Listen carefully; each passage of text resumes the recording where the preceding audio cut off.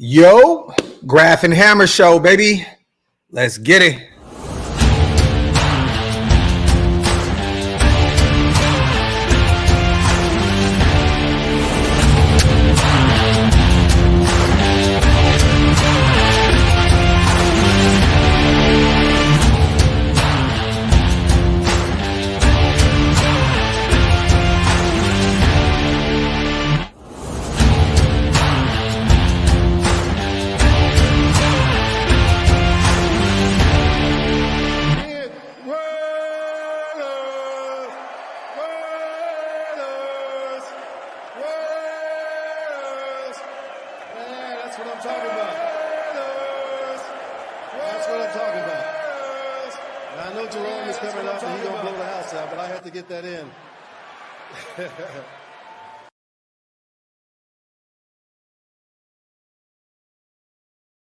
Yo, salute to everybody already in the come on, man. We got like almost 300 people in the building already, man. Salute to everybody rocking with us, man. You already know what the time it is. Salute, as always, wipe them feet, man. Break them thumbs. You already know, hit that subscribe button, man. We doing a later show. You know, me and Hammer are wrestling fans. We had to watch our Monday Night Raw. You already know what it is, man. But little bro, what's good, man? I wasn't too thrilled with how Monday Night Raw was tonight. Especially since my girl Kaden Carter didn't retain the tag title. Yeah, it was actually a boring Monday Night Raw tonight, so there's nothing to write home about, man. Salute to everybody here in the chat. You already know what it is, man. Let's have some fun tonight, you guys. This is y'all's show. So tonight we're just going to take questions, more of a Q&A type show tonight. Just talk to you guys. You know what I'm saying? Get your guys' opinions. We'll give you our takes, and we'll talk about a few things. A lot going on in Vegas right now. There was a big thing on Twitter, Hammer, about if it was our locker room and if it wasn't our locker room and so on and so forth. Okay, so I have to say this. Initially, the locker room that I was talking about that had the Chiefs written all over it was not our locker room, okay? Jermaine Illuminor, salute to him. For those who have no idea, Jermaine will be on the show next week. Salute to Jermaine Illuminor. But that was the UNLV locker room, okay?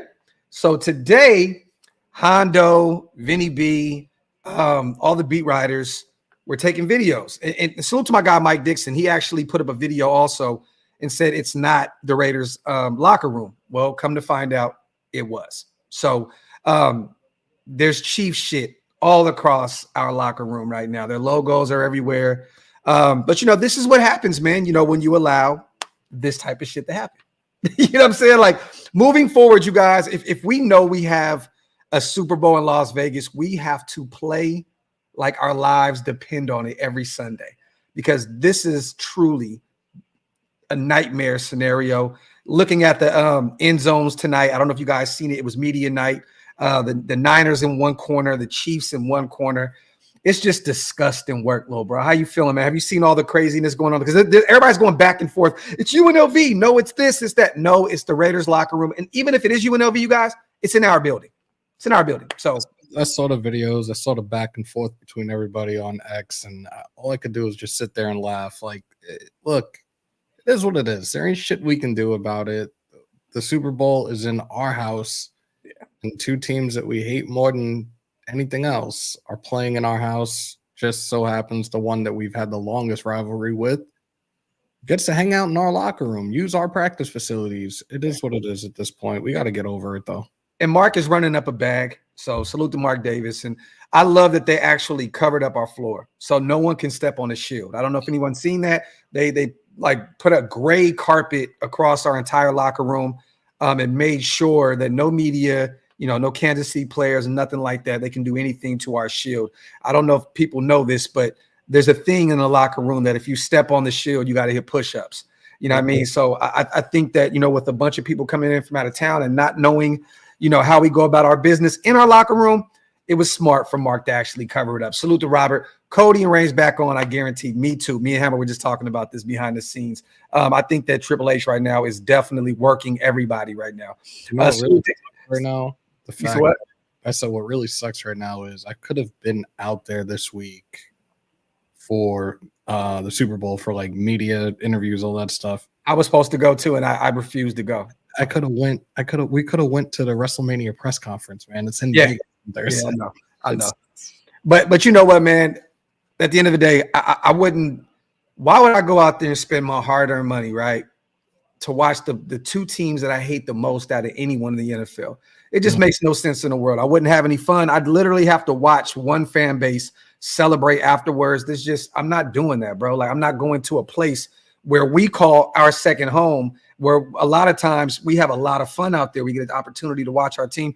I'm not going to tarnish my experiences in Vegas watching the Niners or Chiefs fan base. You know what I mean? Celebrate. It's just not going to happen, man. Salute to Ant. Still laughing at the reporter who asked Mahomes, what is your best Kermit the Frog impression?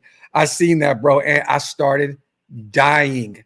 I'm here. Bro. nasty work. If someone else asked me to chat, I wanted to read this real quick. Let me see. There was somewhere in the chat. Okay, I can't find it right now. Salute to whoever said it, though. Okay. Did you see what David Carr said about Travis Kelce and Kittle? I didn't. Please enlighten me. Oh my God, man. So apparently, you know what? I'm gonna bring this up real quick. I'm gonna bring it up. Salute to everybody in the building. Give me a second. I don't want to, kind of butcher this, but it's nasty work, bro. Let's just say he pretty much called Kittle a better looking guy than Kelce, and there's a good reason why Taylor Swift isn't there. She may look his way. Let's just put it like that. Okay, here it goes. David Carr, I'm glad Taylor Swift is out of the country because if she sees George Kittle, she might rethink the tight end that she chose. Kittle has been happily married for 5 years. This is people wonder why people don't like this family, bro. It's just goofball shit like this that just kills me, bro. I totally do not understand it. Salute the Raider War Report. Feels like I'm watching Hung Another Man, F My Wife, and he is going to give her back when he's done. I'm sick. Factory. David Carr just needs to go crawl in a hole to never return. Dude, just go somewhere with yourself, please. Bro, I don't understand. I'm realistically, I'm at a point where I think that David Carr just trolls. I think he understands how to stay and remain in the algorithm. I think he understands, how to get impressions on Twitter and all that. I just personally think at this point, y'all, David Carr is a troll. And he's just playing into this shit. But I have this nagging suspicion that he's actually attracted to Kittle. So, yeah, we're going to run with that narrative instead of the other one. Space Beast, yeah, I like that too. Did you see that little bro? Jakobi Meyers had an interview. I was going to talk about that actually. Okay, so, you want to take the stage, brother? Yeah, let's get into it. Jakobi did an appearance on what the hell was it? The PFT Live, and he said a lot had changed when Antonio Pierce took over as an interim following McDaniels being fired on Halloween. He said it didn't feel right with the previous regime, but once everybody got on the same page, it was like night and day. Like, it's fun. He lets us be ourselves. Guys can go out there and enjoy the game a little bit more. And we talked about it. That's what it was all about from the jump. Like, these dudes were miserable as fuck doing something they grew up loving to do. And the fun was sucked out of the room because of one fucking person. Like, they're in a great place right now. We know Graf read the AP's letter to the nation earlier. A little bit of it. I didn't read the whole. It's a long letter, man. So if anybody gets a chance to go to playerstribune.com and check it out. It's a dope article. I gave my take on it. I didn't want to read the entire thing because it was, like I said, it was a long. I read it when I was at work. I had a whole bunch of people like, you got to read this. You got to read. I read it and I was ready to literally run through a wall inside my job. Like, I was just like, holy shit. Like, I can't wait for the season to fucking start. But I know, bro. I know. But that Jakobi Meyers thing was eye-opening though, because he's a Patriot guy. You know what I mean? Coming over from, playing with Josh McDaniels in New England. And he talked about how New England didn't want to budge on that $1 million. So he ended up being a Raider.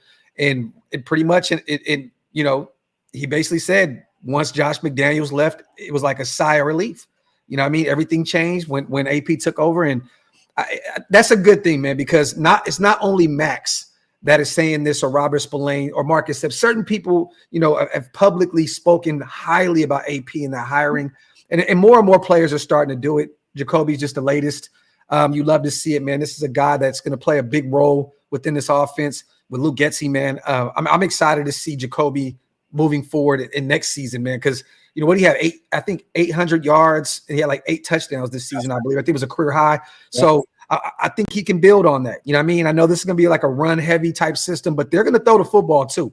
And I think, you know, Jakobi's going to have a hell of a year. You know, he can do it all. He's a Swiss Army knife at the wide receiver position. And I definitely, with Hunter potentially being gone, I see Jakobi getting a lot more reps in the slot this season. You know, he played a lot in the slot in New England. He was primarily a slot guy in New England. I think that he's going to get some more reps there. Salute to 360. Possible silver and black lining. I like how you did that. Maybe Chris Jones or L'Jarius Sneed will like. We talked about this earlier. 360 will like our facilities so much they'll sign with us in the offseason. We have the up and up right now with some of these guys that are hitting free agency, man. They're definitely seeing these state-of-the-art facilities. I guarantee you they're like, man, I would love to live in Las Vegas, man. Salute to 360. Also, I think we had a new member up here. I actually missed it, man. Salute to everybody here. Salute to DL Tibbs, my guy. Appreciate you, as always. If you guys want to become members of the channel, hit the links. It's pinned up top. It's one of the best ways to support what we do over here at Shieldmore, man. Salute to DL Tibbs, my dog. I appreciate you, brother. Justin Churchill. Salute to my guy on Twitter. The Cars, man. It just never ceases to amaze me. You know, just some of this stuff that comes out some of these guys' mouths, man. And you know what? I feel bad for Derek because he catches like the grunt of all of it because he's the most quiet one out of them all. You know what I mean? I don't, because look, when his career is over, the Learning Channel is going to come out with some weird ass reality show based upon the Carr family. I already see the shit coming. Like it's going to be annoying as fuck. Yeah, I already see it coming. Oh yeah, definitely. Salute to Robert, man. You already know the meathead of Shieldmore. I know Shieldmore will be in the gym. I highly recommend a steel supplement to get your swole on. I'm at the gym right now. Come on, Rob, man. Send me some stuff, bro. Send me some stuff on IG, man. I need to get right. I need to get right, man. Salute to my brother Robert. He be living in the gym. I'm gonna be there first thing in the morning. So salute to the. Go ahead, man. Oh God.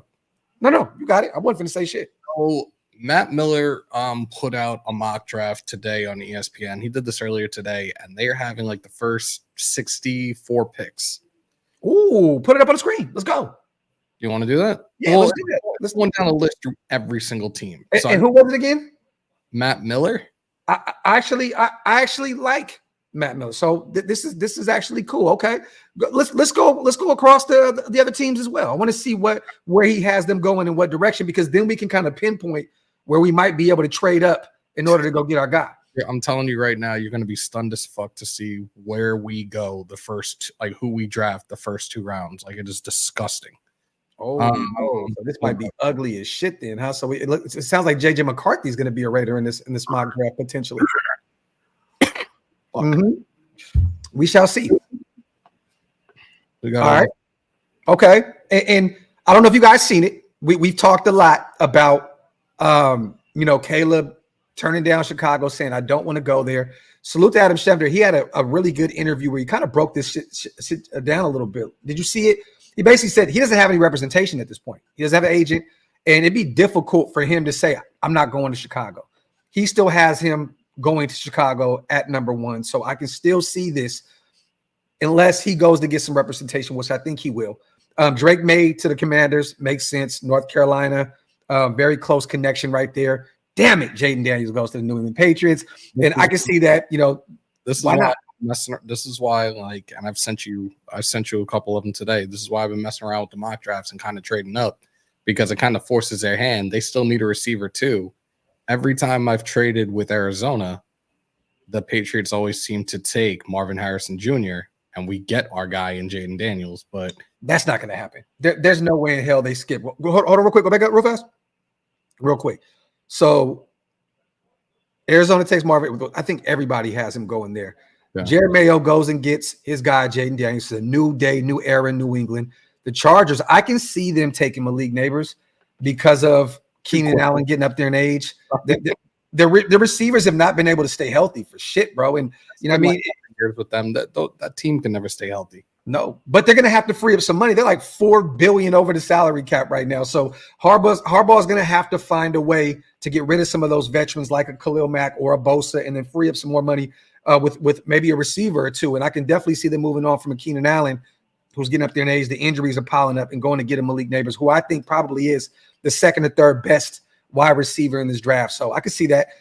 Damn, New York going wide receiver back at Rome. See, I don't see this. I see them having Joe Alt right here, or one of those other tackles or guard. They need to get some O-line to help block for Daniel Jones.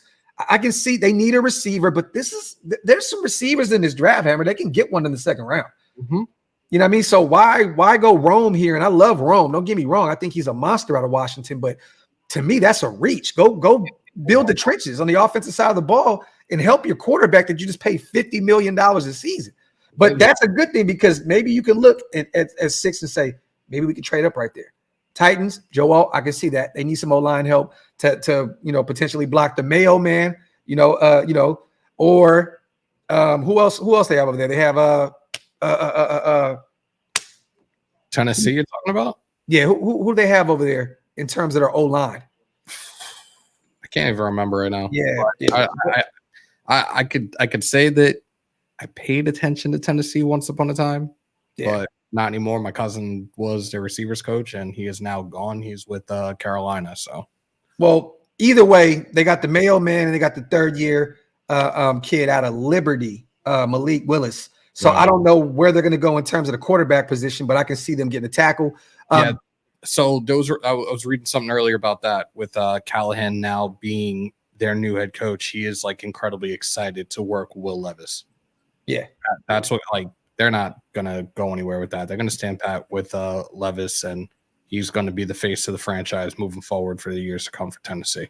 This is interesting. This is the team that we need to look at, because now they have a defensive-minded head coach in Raheem Morris. I can see them going to get another corner. They already have a nice actual corner room, but they may go trade for Justin Fields. So then maybe they don't have a second-round pick or a third-round pick, and they just go get the guy that's from the area. I can definitely see that, and them going corner. And to be honest with you, Arnold out of Alabama is a monster. I do see him being drafted over Kool-Aid McKinstry. That'll be a great pickup for Raheem Morris and what they're trying to do in Atlanta. Chicago they take the tackle out of Penn State. I like that for them now they have someone to block the blind side of Caleb Williams. So there you have it.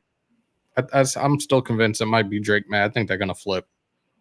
I don't. Damn. And Drake May has not been talked about a lot in this draft at all. Like during this process, his name will start picking up a little closer to the draft. But let me see what else we got. Salute to Sancal also for the $5 donation, my guy. New York Jets go offensive. I think that's an easy call. Aaron Rodgers needs as much help as possible on that O-line. I see that. Minnesota goes Dallas Turner. So they're just going to let Danielle Hunter walk? Guess so. Are they going to cut him? Are they going to move on from him? He's not going to be cut. He's scheduled to be a free agent. I thought he had a few more years left on his deal.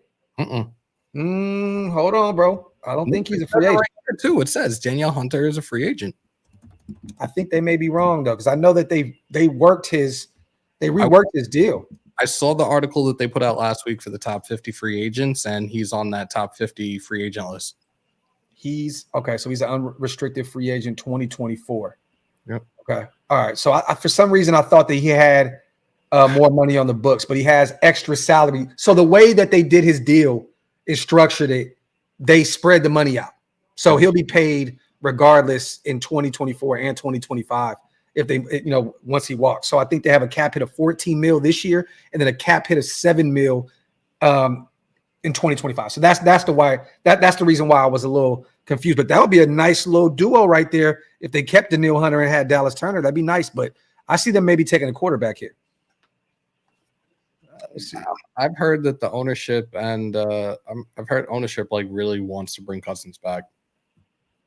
Yeah, well, I mean, now there's talks though of them potentially moving up, and I think it's because of how much that Kirk is potentially asking for.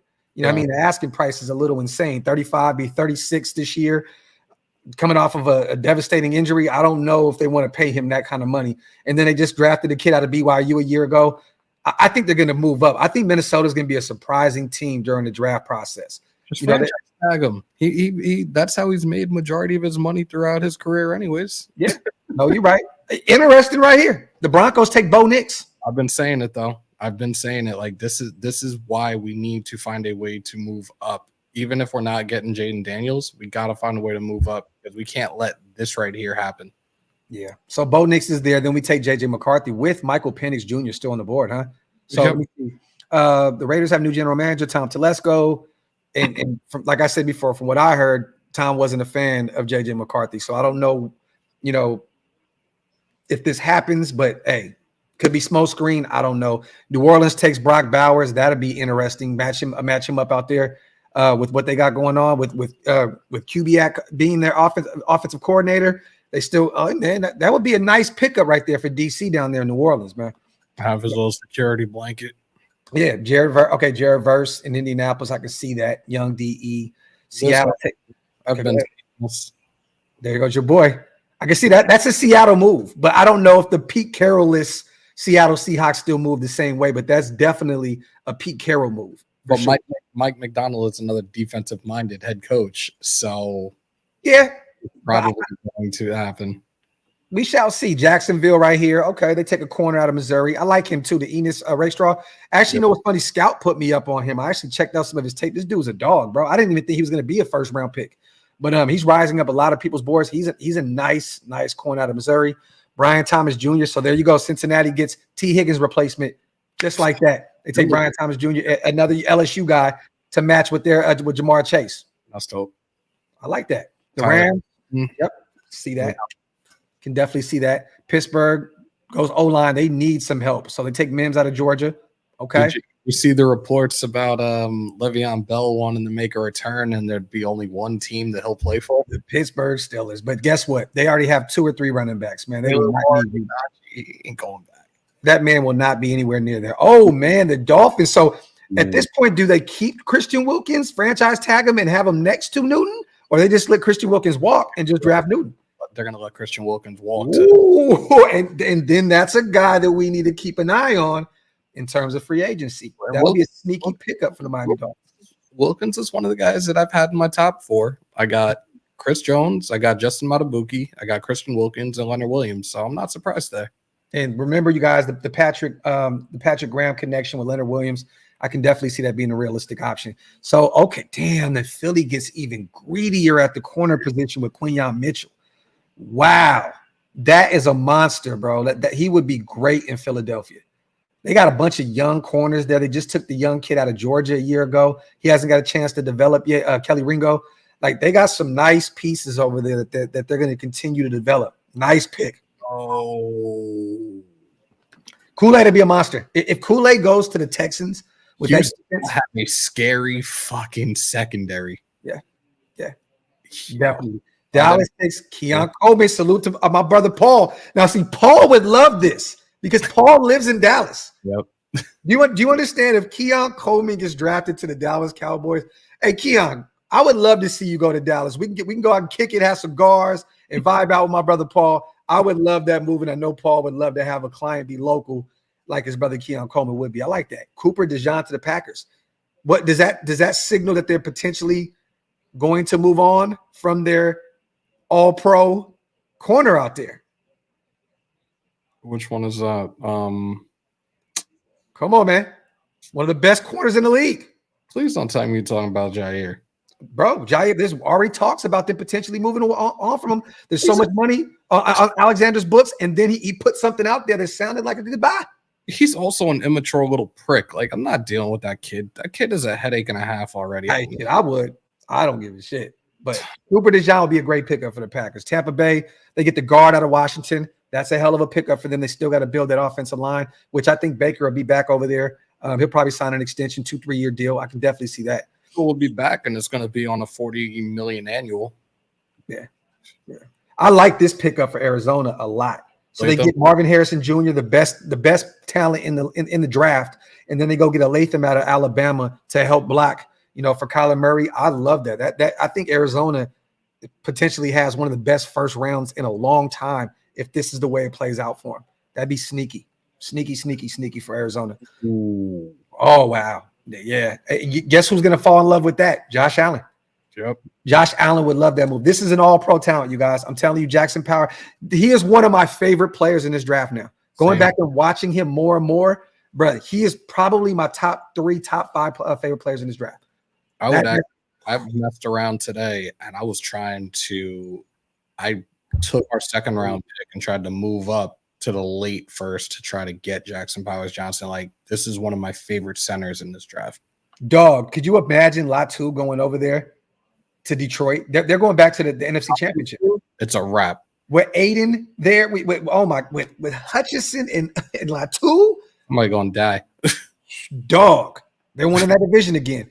Darius Robinson out of Missouri. I can see that. Baltimore loves to grab those sneaky kind of pass rushers or defensive tackles in the later first round. I can definitely see that.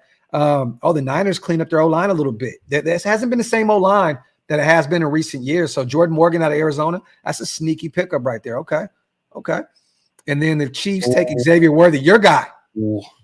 And to be real, that would be scary, bro, because I told you like probably like a month and a half ago, that this would be the kid that will replace Tyreek Hill's speed and footwork. Like, if this happens, I'm gonna lose my shit. Scary, bro. Scary.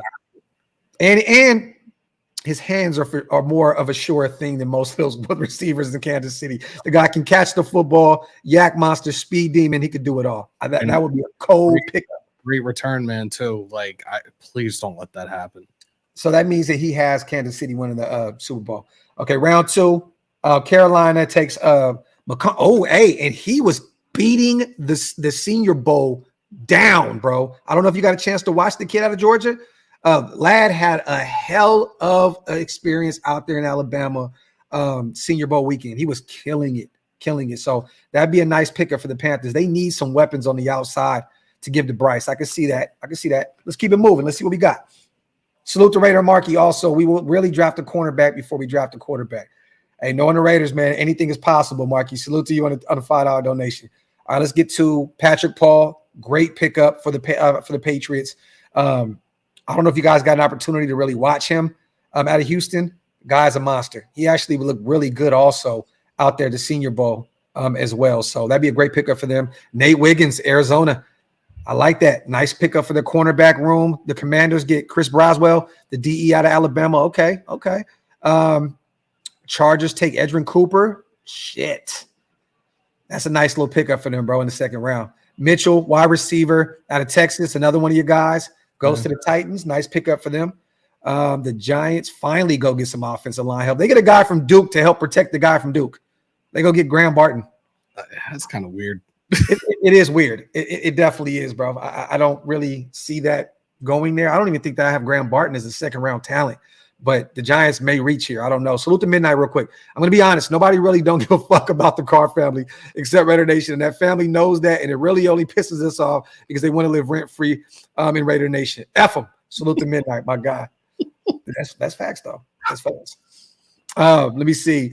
Chop Robinson goes to the Commanders. I can see that. They moved on from Montez Sweat. They moved on from Chase Young. That'd be a great pickup for them. He's one of the best Ds in this draft. Kamari goes to the Packers. So they take hold on. So Green Bay takes 2 corners back to back. Yep. I mean, if they do that, they're going to move on from Jair Alexander. They're saying it here. Like, he only played 7 games this past season. Okay. That's interesting. Okay. And then the Vikings get their guy in the second round, Michael Penix Jr. I can definitely see this happening, bro. I could definitely see him falling down draft boards because of the national championship and him not playing at the Senior Bowl. I could see him potentially fall this far. But at this point, don't you think about moving up to go get? Well, actually, no, we got JJ in this draft. Yeah, in this particular one, so it doesn't really matter. But that's a great pickup for them. Walker, the receiver out of North Carolina. Look at this shit. Look at us at 44. Wait. They got us taking a receiver in the second round. Okay, you know what, bro? Let's turn this bullshit off. Mm-hmm. Turn this bullshit off. This is why I said this shit is fucking gonna make you sick. Like, really? A receiver? That was fun for about 10 minutes. 5 minutes. That's nasty work. What the fuck? Like, do they not understand that we have Trey Tucker, Jakobi, and Devontae all under contract? I don't understand where that. Like, why would you take a receiver in the second? That is loving the comments already because everybody's already going in. Everybody's already D&D, bro. Dick and Dynamite, factory outlet, facts. No. Hey, Franklin, my brother. I'm not saying that that's funny. Franklin. I'm not saying Franklin's not a beast. I'm very familiar with this game, but you're not taking a receiver right there in the second round. With you didn't get any O-line help. Like in one of those first or second round, you gotta approach the trenches, bro. Whether that's a defensive tackle or an offensive lineman, if you get your quarterback in the first, you go get somebody to help block that man in the second round. Or if one of those corners, maybe drop, you can go get him or a defensive tackle. Whether it's T'Vondre Sweat there, but that is a nasty move, bro. Like what? Go get a receiver in the second round with all your starters outside of Hunter Renfrow. Well, Hunter Renfrow's under contract too. So I mean that's just nasty work. Hell nah, bro. Okay, look, let's bring up this list of free agents. Maybe this will make us feel a little better. You still got that list? Let me find it real quick. Salute everybody here in the building, man. Wipe them feet, y'all. Hit them thumbs up. Salute to the 800 people in the building. Make sure you hit that subscribe button on both channels. It's free, and it definitely helps what we got going on over here at Shieldmore, man. Salute to everybody here in the building. Salute to Easy Bread. Trenches second, no matter what side. There you go. Facts, bro. If you get a quarterback in the first, go get a defensive tackle, go get a guard, go get a center, go get a tackle. I don't care. But go get something to address the trenches. Agreed. AC, I definitely want to stud defensive tackle as well. And I think T'Vondre Sweat, I think he's going to fall into the first round now, bro. I do. I know Byron Young is going to be – T'Vondre may fall into the first round. I've had him as a second round pick, this whole time. I know the production really wasn't there this year. You know what I mean? Like, so he doesn't have the sexiest stats, but that guy can be a devastating monster on the defensive side of the football on the D-line. I can definitely see one of those teams like the Baltimore Ravens or one of those Seattle, one of those teams, Seattle trading back and potentially. There's always those defensive-minded teams that go and take a flyer on one of these guys. I could definitely see him fall to the first round. Here we go. We do get it. I was like, I know I had this article somewhere. Better yet, give me 1 second. Let me just move this shit over because this is actually fucking annoying as hell to run. Okay, Willie. Well, I meant jump into the first round. Fucking idiot. God damn, bro. I don't trust anybody that says numb nuts anyway. You gotta get the fuck out of here. Salute to Raider Kev with that content. My God, man. My God. Free agency. Here we go. Salute to a hug real fast. My take for what it's worth. We killed most of the coaching hires, minus maybe one. We got to be dogs in free agency and murk the draft, then real hope. Factory outlet, man. Salute to my brother. Hug D's, as always, with a killer super, man. Salute to my guy. Docs and corners you like early, top 3 rounds. I mean, look, I'm not against taking a corner in the second or the first. If that's how it falls, what I'm saying? If you go get a veteran quarterback and you don't want to get one of these guys, all the the talent at the quarterback position they're already gone. I don't have a problem going to get a corner, right? I don't. But me personally, I would probably wait until the third round to go get a corner. I'd want to go quarterback, trenches where it's on the offensive side of the ball or the defensive side of the ball, and then go get that corner in the third round. Yep. Personally. Let me see. Salute to everybody here in the building. All right, let's read this real quick. This is the top 50 free agents as it stands right now, and this is from 1 to 50. And you already see like one of my guys, my 1A, Chris Jones, is at number 1. I think that's everybody's guy. Yeah, probably. Real talk. But most of these guys, they're now give the nation a little bit of feedback on Justin. Go to 4 real quick because Josh Allen's not going to be a Raider. He'll return to the Jacksonville Jaguars. Kirk Cousins, I don't think there's any way that we bring him in. But my guy right here, this is a name that is kind of taking the league by storm right now. Like he had 13 sacks this season. Monster year with the Baltimore Ravens. How are you feeling about potentially bringing him in, and where in terms of the money, where do we go with this? Because I'm gonna be real, man. I see Christian Wilkins at 5. I see Chris Jones at 1. I wouldn't be against not going to get either one of those guys. We had this conversation when this list came out last week. I said to you, like, for me, you give me Justin on a 4-year, $50 million deal. We're good. Look, the age, he's only 26 years old. Yeah. This kid has plenty of football life to go. Like, I would love to have him in between. How much did you say? 4 years, 50. 4 years, 50? Yeah. How much guaranteed? I'll give him out of that 50. I'll give him about 32 to 35 mil guaranteed. Okay. Do you know? I think we looked it up last time, right? What was his? I don't think we could find his market value when we tried to look it up. Okay. If anybody in the chat knows, do me a favor and look to see if you can find his market value. I don't think we. I think we didn't find it last time, but I would definitely do that. And once again, you guys, this guy had a career year, 13 sacks this season. After posting, and it says it on here, I believe 5.5 in 2022. So this guy is a sack machine from the interior of the defensive line. You match him with Tyree, with Malcolm Kuntz, and Max Crosby on the other edge. That you don't get a better defensive line than that. That is phenomenal. I would definitely take a look at him. Keep it moving, my brother. I know a lot of people looking at Brian Burns. It's not going to happen. Christian Wilkins is definitely an option. T. Higgins, we're not getting a receiver. Daniil Hunter, no. I would have loved to look at him before the trade deadline, but it is what it is. Jalen Johnson is a guy. You guys know how I feel about him. He's only 25 years old, all pro talent. This guy is a monster. I think he could be your number one corner, but I think that he's going to be asking for way too much money. He already wants to be paid the number one corner in the league. He's talking about, I want to stay in Chicago, but I want my money. And he's already the way he's talking. I just I'm like, I'm cool, bro. I don't want to pay a corner north of $20 million a year. And then we got Jack Jones in a few years. We're going to have to pay. Nate Hobbs is going to get chipped out in another year or so. So, that's a scary thing right there. What round was Jack Jones drafted in? I thought, was he a second round guy? So he just wrapped up. He's been in the league too, right? So he's got 2 more on his contract. Yeah. No, he's still really young. He's got time. I think he was a second round guy, I believe. Somebody said Jenny Castillo to the third round. Fourth. Damn, why did I have second? 4th round pick. Okay. Yeah. You got Darius Sneed out there as well. Okay, that's another name that we're going to be talking about, and he's definitely earned it. Fence with that kid though. I don't know. He's earned some money, man. He earned his keep out there with Kansas City, but I don't want to pay him, corner one money, man. Okay, so Spot Track has him at $20 million per.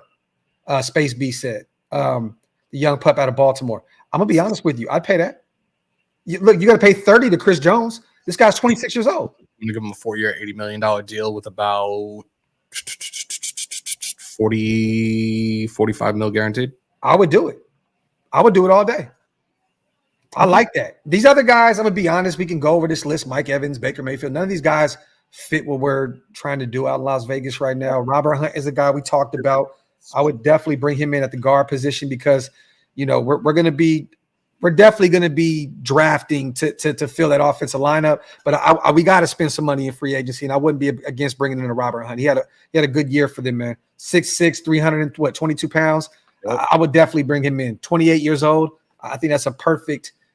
We've already brought him in. That was one of our wish list pickups in free agency on our free agent show. So I could definitely say I don't want anything to do with Chase Young.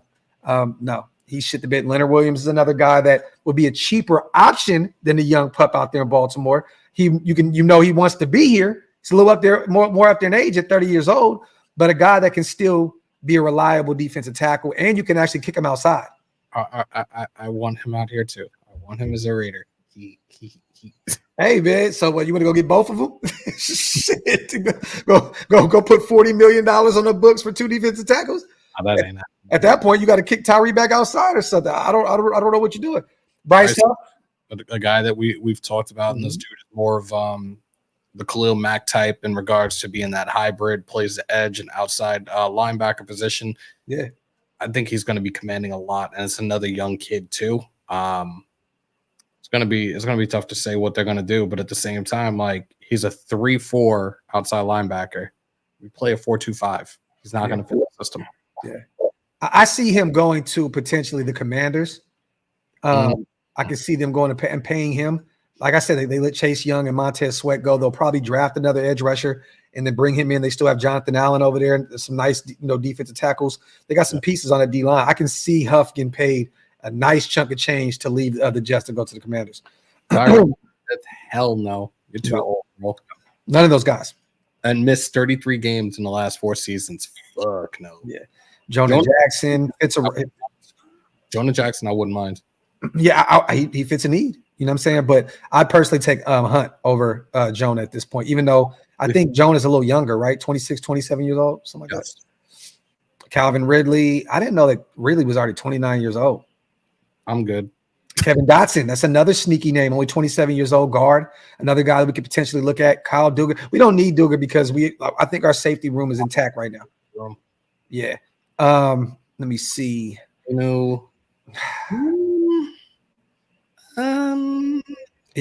can kick in and out. A guy that can play guard and tackle for you.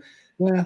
I just want to hold off because I don't even know who the hell our offensive line coach is even going to be. So we got to know what scheme we're running. We don't even know what we're doing.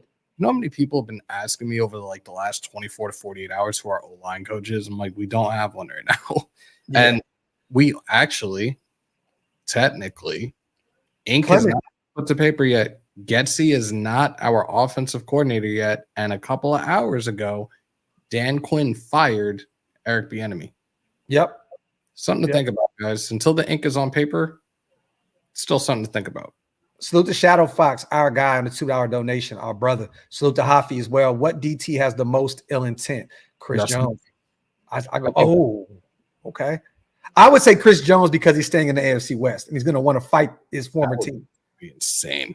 So I would go Chris Jones, but I like that. Justin, he's a monster, man. And salute to my guy, Hug, man, as always, gifting memberships and shit, man. My brother, man, salute to my guy. You have no idea how much we appreciate what you do over here. Not even just with the memberships and the supers, but how much you provide in the chat, how much information you also feed us in the DMs and stuff to do shows about. I just want to say, man, John, my brother, salute to you, bro. Real talk. And salute to all the new members that were gifted. Salute to Jay also. Wouldn't be a Raiders off season without drama, ups and downs. Still can't wait for the draft and the new season with this regime. Facts.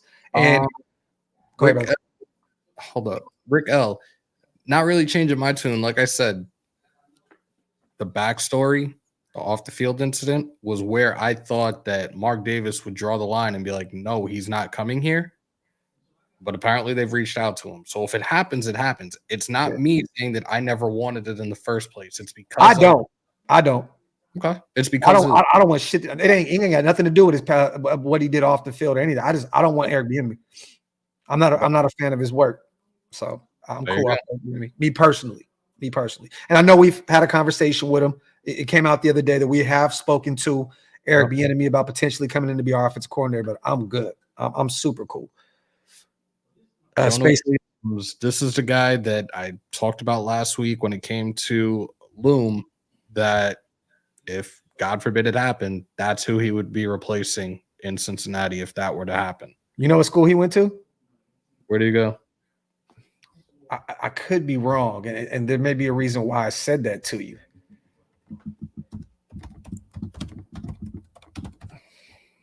He's going to look it up, and it's going to come up what I think it's going to come up. Okay, never mind. I went to Alabama. For some reason, I had this nagging suspicion it was Texas. I'm more about my specialist and D-line, the linebackers, man. Salute to Ant real quick, man. What do y'all think about trading back a bit to gain more picks in the second or third? If you miss out on your guy, hell yeah. If you miss out on your guy, trade back. There's a lot of talent in that first round. You know what I mean? And there's just a lot of talent throughout this entire draft. You can build that offensive line in the mid rounds as well. You know what I mean? So if you don't get your guy, and if Tom Telesco feels like that guy isn't there, the best player available, that is not the guy that he wants, I'm not mad about trading back. Damn, Patrick Wayne's at 33. Fuck. Well, damn. And he had an all-pro year this year, didn't he? What? But you also got to remember how much he's going to be getting paid. He's going to be getting paid. That dude is just. He had a hell of a year, bro. He had a big year. He is different. And watching him in the playoffs, I'm like, God damn, like that is a linebacker with some serious speed. Yeah, no, definitely. Absolutely build a great draft. And facts. Can we please, 3 years at least, just bring JJ home, please? I mean, realistically, Hammer, do you think in any world that Josh is not going to return with Getsy as our play caller? I mean, realistically, do you think that like coming in and saying, I'm good with Zeus and drafting a guy, or one of these other guys that we have on the practice squad, or let's just say it's Britton Brown, our former 7th round pick out of UCLA, who was on the IR all year. Do you think he's going to come in and say, I don't want Josh Jacobs? There's no way. No way. And I don't know. I said this on Twitter, and I'm not changing my tune, you guys. I'm not a fan of the Getsy pickup at all. But I watched some of his tape, like went and watched some of his tapes, some of the games. And I'm going to be honest with you. Our roster compared to the Chicago Bears roster, I can kind of see us having some success, bro, under Luke Getsy. I like his run designs, like the way they run the football. Like I love the way he does that. You know what I mean? If he could find a way to get our receivers and our young tight end involved, we may have a nice little year. But with our talent compared to Chicago's talent, that offensive line, I do believe that we could have a great year under Luke Getsy. I mean, like I said, still not one of my picks at all. Like, period. It wasn't any of our picks. Let's be real, bro. Like when the name came out, we were like, why? And again, like he got fired. That entire offensive coaching staff got fired. So Eberflus could still be fucking safe for at least one more year. But that offensive line was pedestrian as fuck. Like, I still don't know how the hell DJ Moore was able to pull off 1,400 receiving yards. I don't get it. Yeah. And then him and Justin Fields both complained about the offense. So it is what it is. But think about that. You have the number 2 rushing attack in the NFL, and you still have almost a 1,400-yard receiver. Like, that's insane. That's insane, bro. That's so it is what it is. They were averaging 141 yards on the ground this past season. Yep. Fucking crazy. And they definitely ran the football down our throats, bro. They had Dante Foreman looking like an all-pro against us. He absolutely gashed our defensive line. Salute to Pablo. You guys watch Sanjeet's breakdown video of Getsy's offensive scheme. Salute to both of y'all. Best Raiders content on YouTube. I haven't, Pablo, but I'm going to go check out my brother, because one thing that I love to watch, with our guy Sanjeet is the offensive line breakdowns and stuff like that. So I know he'll probably end up breaking down the line. And I know he knows his shit when it comes to the offensive line. So I'm definitely going to go check that out. Pablo, thank you for letting me know. I did not see that. I definitely got to go check it out. Salute to Carl as well, our guy. It's time to rock steady and ride the hand. We are dealt. 1 for the 5, brother. Appreciate you. Yes, sir. Salute to our guy. Girth, you shouldn't be. You shouldn't be. I don't think anybody should be sold on Getsy at this point. You know what I mean? Like, we're all betting that it was the Bears' fault and not Getsy's fault that the offense didn't, click the way it should.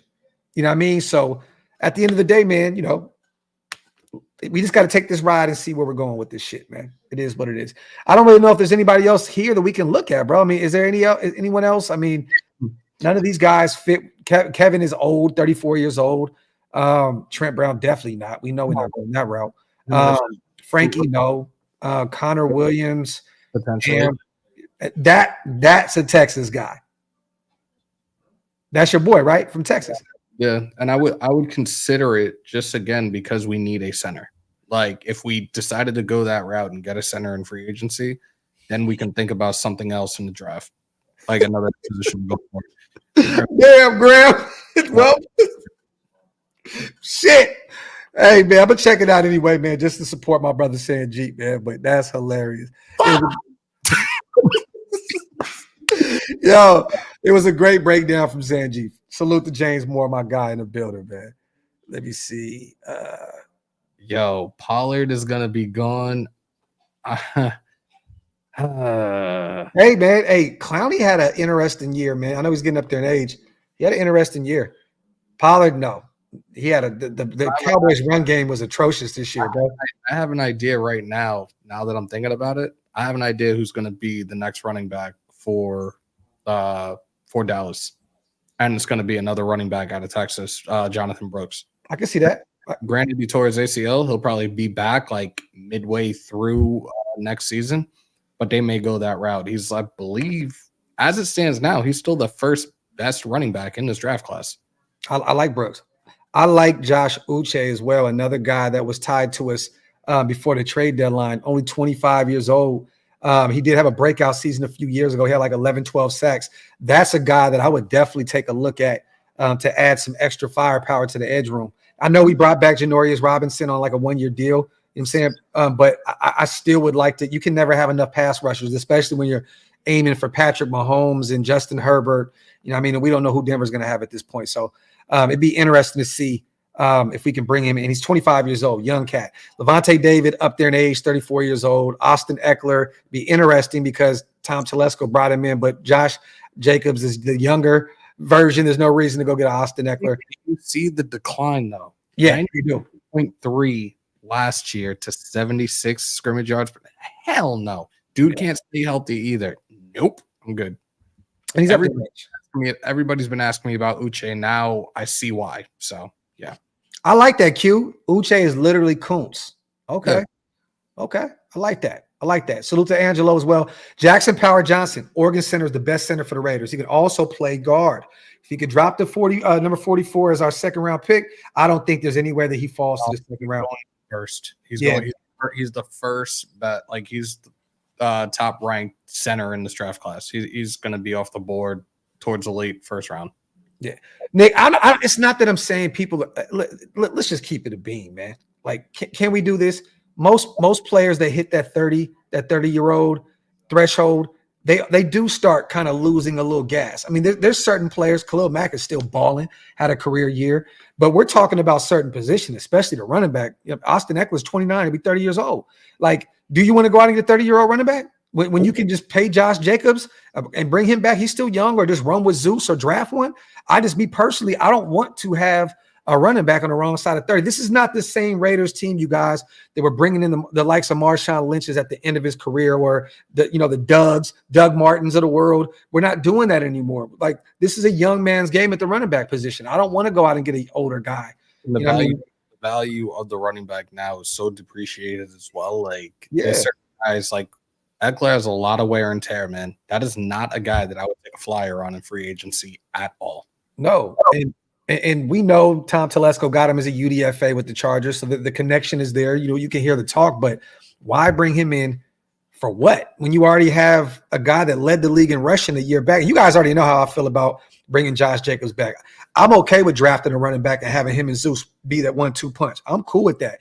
But we know what Josh means, and AP said this, in what he means to this franchise and what he means to his teammates. Like, I don't think that it'd be a hard sell to bring AP back and then not bring Josh Jacobs back. You know what I'm saying? Like, that is a tough thing when he already said he's the heart and soul of this team. How do you not bring Josh Jacobs back?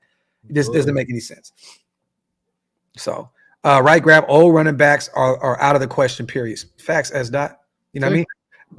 I'm glad somebody sees it the same way that we do. Hey, Timmy, Frank Gore Jr., I'm cool with that. He ain't playing as long as his father did.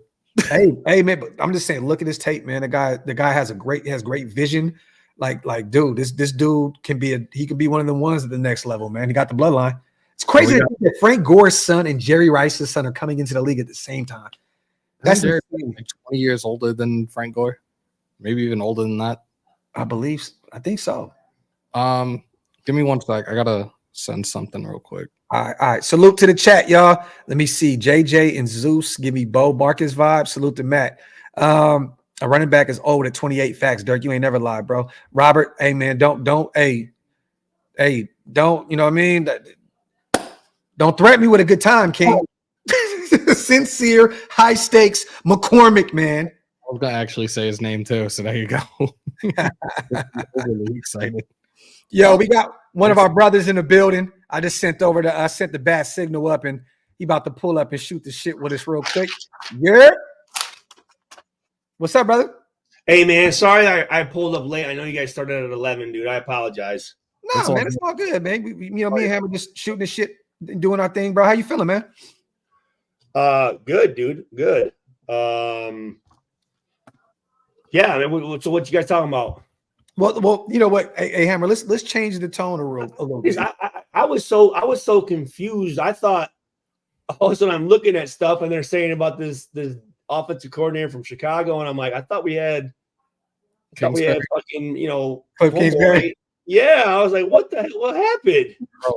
What's your thought? So I was talking to you earlier when I was going to get the boys on the phone. Stewie was like, what the fuck happened, bro? Where this whole situation with Getsy pop up? And I told him, like, but what's your take? Let the nation know, like, what's your take on this? Was the rumor, Okay, this was the rumor that he went inside the office. Tom Telesco said 2-year deal. Cliff Kingsbury said no. I want a 3-year deal. Raiders said no. Cliff Kingsbury said okay, that's not going to do it for me. Went off to the Commanders, and it looks as though he's going to sign a 3-year deal. That was what the as the Commanders OC, offensive coordinator. Okay. So apparently it was a year off. Now this is my conspiracy theory right here, and I said this earlier on Coffee and Convo. Yeah. That I feel like the bat signal was put out there for Cliff Kingsbury. We're going to go get Caleb Williams. We're going to go get our guy. And I think the Commanders may have said, you want Aiden O'Connell or one of these second wave quarterbacks in this draft, maybe the Penixes of the world, the McCarthy's of the world, when you could come over here and potentially get your guy, Caleb Williams. And I think he said, shit, I'm about to go to DC. You know what I mean? And Dan Quinn also, there's a connection there too. I didn't know that he worked with Dan Quinn in 2007 with the Falcons, and then he worked with them somewhere else also. I forgot where it was. I think in Dallas. So there's a connection. You know why he needs an all-star quarterback? I'm listening. You know why he needs a superstar quarterback? What's up? So he could potentially get a ass coach. He ain't shit. That's why he needs it. That's why he needs a star quarterback. He hasn't proven shit. I was just basically, well, shit, he's our OC, so I got to get behind him, and I'm going to play some stuff. But now looking at it, if he wants to, I like the fact that the Raiders say, hey, listen, this is what we value you at, and if you don't think that's what you deserve, then yeah. Well, let me ask you this, Stu, because we haven't seen what Antonio Pierce's deal is yet. We haven't. No. Okay. If they offer Cliff Kingsbury 2 years, what do you think Antonio Pierce was offered? Do you think it's a 4-year deal, a 3-year deal? I've got it. In my head just now, when you said that, I saw the number 4 flash in my head. 4-year deal. I mean, that's where I assume that it was as well. But it's just weird that you would bring in, Cliff Kingsbury and offer him a 2-year deal. Your head coach is a first-time head coach. I don't think you could sell AP on a 2-year deal anyway. You know what I'm saying? But it's going to be interesting to see. That has not come out yet. I have a feeling with AP, it's probably like a 4-year. It's got to be, right? I mean, I think it's a 4-year, anywhere between 45 to maybe $60 million. What did Dan Campbell get when he signed with the Lions? What did he get? Well, that's a good question. Let me see. I'm going to look at that right now. Dan Campbell deal. Contract. Okay, so he has a contract $4 million a year to coach. He signed a 6-year deal with the team back in 2021. So I mean, a 4-year. I mean, I would think a 4-year deal is pretty. I would think that's about where we want. I mean, I would think. I mean, yeah. I think anything past that's probably too long, and anything shorter than that, I don't see any advantage in that. No, I think the 4-year, because they signed Josh to a 4-year. But what is he making? What is he making? What is Dan Campbell making? Wait, they signed Josh Jacobs to a 4-year deal? No. I mean Josh McDaniels had a 4-year. Oh, okay. Dan Campbell's making around $4 million a year. Hammer. Much? It says about $4 million a year as a head coach. Mm-hmm. But hold on, let me see. So they redid his deal. So let me see. These coaches, bro. I mean, it's no, because like the average for a coordinator is like $2 to $3 million a year. It's tough out there, man. It's hard, bro. Like when you divide up the amount of hours you work, you're making pennies on the dollar. Some of these gigs, man, it's not, to me, it's not worth it. But you're not. So they signed him to a 6-year deal in 2021, and then he had 3 years. That was his first deal. I mean, that was when he. Did they extend him? I think they extended him. I think they gave him a 3-year deal on top of that. Dan Campbell has done what many people thought was impossible. He restored faith and pride in his team with the Lions, first division title, blah, blah, blah. And he has done it the right way, building trust, respectability, and a rapport with his players, his general manager, his fans, even grumpy reporters like me. The Lions signed Campbell to a 6-year contract in 2021, and it's pretty obvious they need to lock him up ASAP with another long-term deal. With 3 years left on his deal, the Lions don't have to extend Campbell, but as a show of faith and appreciation, they should give him a big fat extension no matter what happens. So it looks as though he's still coaching on that 4-year or that $4 million around per year deal. Got you. Yeah. So And again, I mean, honestly, guys, I mean, what has Cliff Kingsbury ever done? Honestly, McDaniels was a 6-year deal. Damn, I was off. I thought it was a 4-year deal for some reason. He got a 6, and Gruden had like a 10. 10, yeah. I mean, he hasn't realistically, Stu. I mean, the best that he's done at the NFL level was the Arizona Cardinals, like 10-0 at one point, 11-0. They had a pretty easy schedule. And he was the head coach at that point. He was the head coach, but then they started the season off like that, and then they lost out. They didn't win a game going into the playoffs. So what year was that? When was that? Was that a few years back? Who's that? Was that Kyler Murray's first year, or did he draft Kyler Murray, or no? Was it 2019? It was 2020. It was 2019 that he was the head coach. Right. He came in at 2019. I believe it was that year. I think so. I think it was that year, 2019. Let me see. I think it was year one that he went out there and kind of did his thing. Let me see. Our Arizona Cardinals. Year one. They didn't have a good year by any stretch. They were 5-10-1. In 2020, they finished third in the division, 8-8 record. And then let me see, the following year, 11-6. And then they lost in the playoffs 34-11 in the first round to eventual Super Bowl champion, the Rams. So yeah, there you have it. So he had realistically one good year in Arizona. He was 8-8, a 5-10-1. And then 11-6, which he shit the bed at the end of the season. He didn't look good at all. Shit, and look at his Texas Tech record: 8-5, 4-8, 7-6, 5-7, 6-7, and 5-7. Tied 6th, 8th, tied for 5th, tied for 6th, 8th, and tied for 7th. So he didn't even do shit at Texas Tech. No, he's another one of those dudes that's not meant to be a head coach. He just keeps getting fucking, for whatever reason, what do you call keeps failing up, right? That's I would never trust ever again, just for the simple fact that USC had offered him a position. 2 weeks later, he went and took the Arizona head coaching job, and I didn't think about it at the time when it was like, oh, it's a lock, he's coming to Vegas, and he went and pulled the same shit, but pulled it in 48 hours. I'm like, you're a fucking scumbag. I would never trust a guy like that ever again. He's a piece of shit. He's a piece of shit. He sucked as a fucking player. He ain't done shit. And he's, as you can see, and again, I don't know the man. I'm just going off stats. I mean, look what he did. I mean, yeah, in college, you ain't lying. In Arizona. I mean, his first year, 4th in the NFC West. Second year, 3rd in the NFC West. The highest he got was 2nd in the NFC West, is when they, 11-6, and then 4th in the NFC West. And to me, it looks like when he's like at the down part of his fucking, when he's like about to leave, he just goes to shit. But let me ask you this. Now, what Federer said, KK always had a top 10 offense, right? Let me ask you this. If you're not the head coach and all you have to do is focus on the offensive side of the football, it may be a lot easier than having to be the head coach and call everything. No, you're absolutely right. Some guys are much better position coaches or coordinators than they are head coaches. Absolutely. Super. Hey, real quick, salute to Shadow Fox. You are trolling, brother. We did not get any super chats on Hammer's side of things. Salute to you. We appreciate you being here, but you are definitely trolling, brother. But we love and appreciate you as well. Have a good night, King. But yeah, I mean, it's definitely a difference between being an OC and a head coach. But you're right.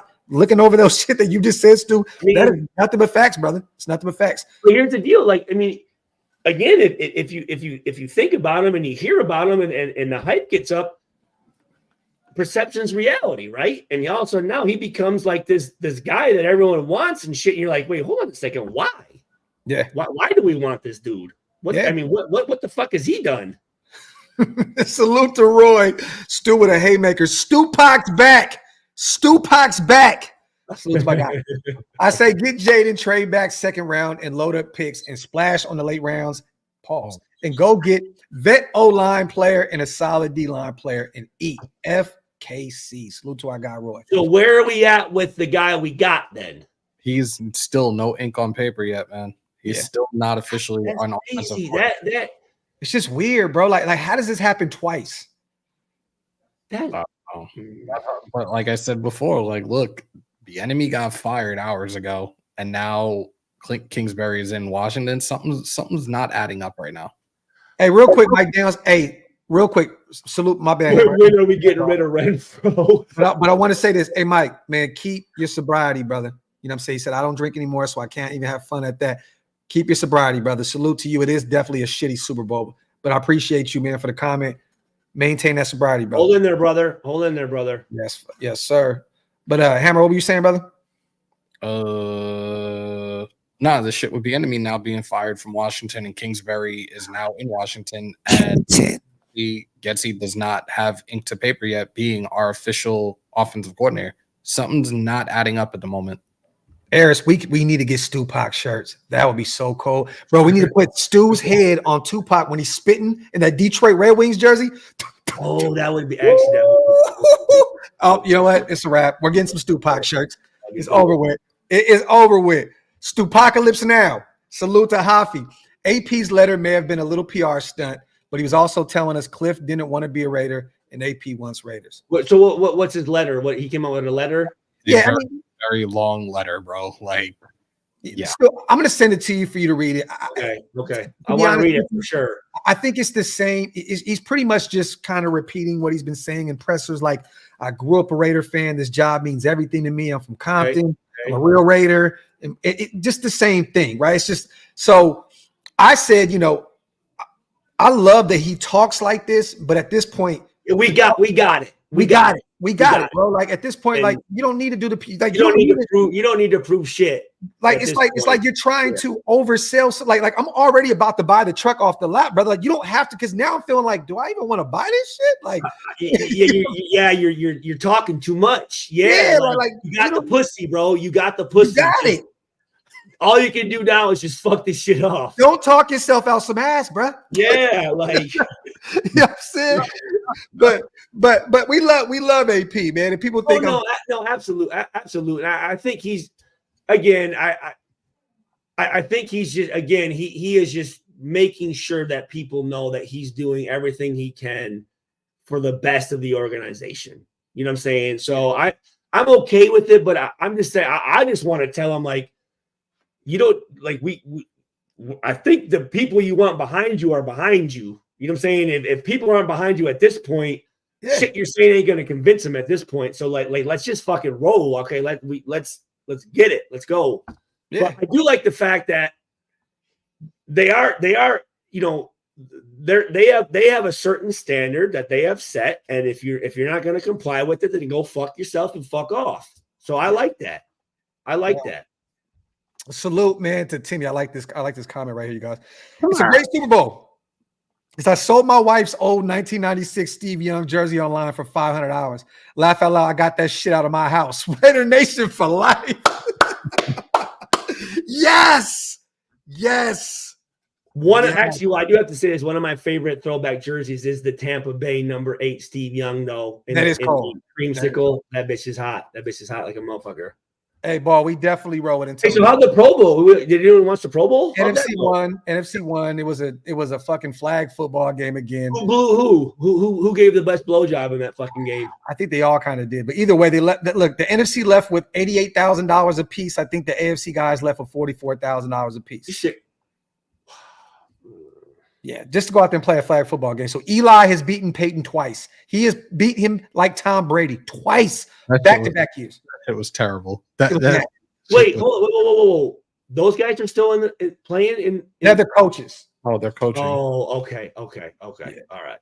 Yeah. So, but bro, you didn't miss out on anything. That shit was nasty. It's just a flag football game, right? Yeah.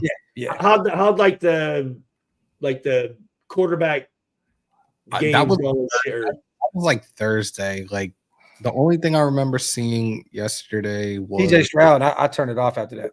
I saw like a tug of war, and that was it. Yeah, and our punter was in it. Our punter was in it. He got absolutely cooked. Hey, Michael, let's reverse this, brother. He says, "Convince me on Getsy." I'm trying to understand.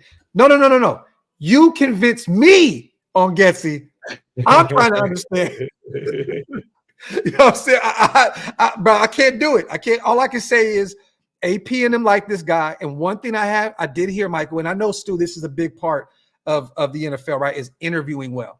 One thing I've always heard about Eric Bieniemy was he's a terrible interview. Like he's terrible in interviews. You gotta vibe. Like it'd be just like I remember going on recruiting trips. I always tell athletes, go to the campus and get in those rooms and meet with those coaches because there's a vibe. And you bring a guy in, and if it's just if you're not feeling the shit, like there's a feeling you get, right? You know what I'm saying? So obviously, and again, I have to trust in what they're doing and their judgments and the decisions that they're making. I have to. Yeah. So to Eris, I'm becoming a member as well. Thank you so much, family. Appreciate you. Kind you're right, though. You're right. At this point, these guys, they're forming this thing the way they see fit. We just got to kind of kick back and see what it is. It's just it was like a kick in the dick, though, Stu, that you go bring in Cliff Kingsbury. You think you're going to sign him in a 24 hour period. I pulled up on YouTube. I'm like, wait. I'm like, we talked for like 30 minutes. I'm fucking that dude. I'm like, were we tripping or was I tripping? Like, what the fuck? Yeah. Yo, John, how many of mine have you seen in the last 24 hours, bro? John, look, I don't want to overdo the mock drafts because then they'll become fun because there's only a certain amount of players in the draft. You know what I'm saying? So they're all going to start looking the same, and we still got a whole off season, John. So stay tuned. Are we sure that this was not We got the combine. We got the combine. Sure this wasn't Jackson Mahomes that got attacked by a coyote? Wait. DeLon says, Hammer, did you see a player got attacked by a coyote in Vegas? They won't say what team. What the fuck? Was the Pro Bowl in Vegas? No, it was in Orlando. So it had to have been a Niner or a Chief. I like the sound of that, but what the fuck happened? Was it Jackson Mahomes? Nah, he ain't. It's a player. No, it must have been Chandler Jones, right? Yeah. Yeah, that could have been it. When he was singing. Yeah, when he was burning his fucking patio furniture and shit. He's in Arizona, though. He's in Arizona, so there's a lot of coyotes out there, motherfucker, too. Hey, y'all say he's the Shadow Fox. He is no longer in the building. He is out of here, gone. Bye-bye. So Shadow Fox is back in the shadow realm. But I have a nagging suspicion that Shadow Fox will find his way back to the chat. But he was definitely trolling everybody. That man is gone. Subta Hafi, I understand your opinion with AP talking too much, but I actually appreciate hearing from him. I hated how Josh McDaniels never really said anything. I mean, it's two different approaches. Well, there was also the way that both of them talk is completely different. When it came to McDaniels, you would just get a lot of like it became a drinking game. We can't have another leader of men in front of a fucking podium talking like that. That shit was just obnoxious. Fuck. Hey, Ace, I want to know why you're so enamored with wondering if Stu ever had meth. Yeah, no shit. What's all that? What are we doing in the chat tonight, bro? We're worried about what drug intake Stu was on. I've done every drug you can think of. So I mean, yo, if you didn't see Stu's snippet, bro, he's like his partner said, "Hey man, can I smoke on the podcast?" Well, that was just me. I mean, that. Well, you can do fucking heroin on the podcast. That was one of the funniest shit I ever seen on the internet in my life. And he goes, "Oh, cool." Cool. Hella regular. Salute to everybody here in the building. Hey, real quick, you guys, do me a favor, man. We always plug our channels, right? But make sure you guys go subscribe to our brother Stuart Schweigert on YouTube also. Thank you know what I mean? Make sure you go. I'm going to start when we start doing our shows, I'm going to connect the channels more and get you guys more involved with Stu's channel. But make sure if you get a chance to leave, go over there to Stuart Schweigert, hit that subscribe button, and then pull back up. I do want to, and I hadn't had a chance to read it. And I don't think he would mind. That shit ain't nothing. I saw that. I did get a message from Steve Weathers, Carl Weathers' son. Oh man. Yeah, it was a to everyone thing, but I don't think he'd mind if I read it. He says that this was Saturday at around 1:35 p.m. He said to everyone, "Thank you so much for the kind words and remembrances. It means so much to me and my family. I'm sorry I can't respond to each of you individually. We have so much to do and still grieving with our family here in LA. Thank you again to all of you for the love, kindness, and support. Love, Jason." So I love that, man. I love that. So if for him to take out time, that's for everybody. I mean, that's for all. That's for everyone. But for him to take the time out to send a mass text like that, man, that lets you know that he wanted the people to also feel love while he's grieving. That's a beautiful thing right there, man. Salute to him, and once again, man, rest in paradise to the GOAT, man, Carl Weathers, man, for real, man. But thank you, man, for reading that, bro.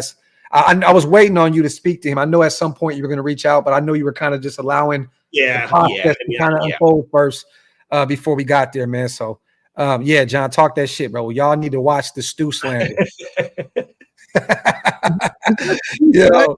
The guy that used to that shit don't bother me. It don't bother me. Straight up. Hey, somebody, I think Ant said it, bro. That was the funniest shit in the world. He said, Cliff Kingsbury, once a Raider, always a Raider.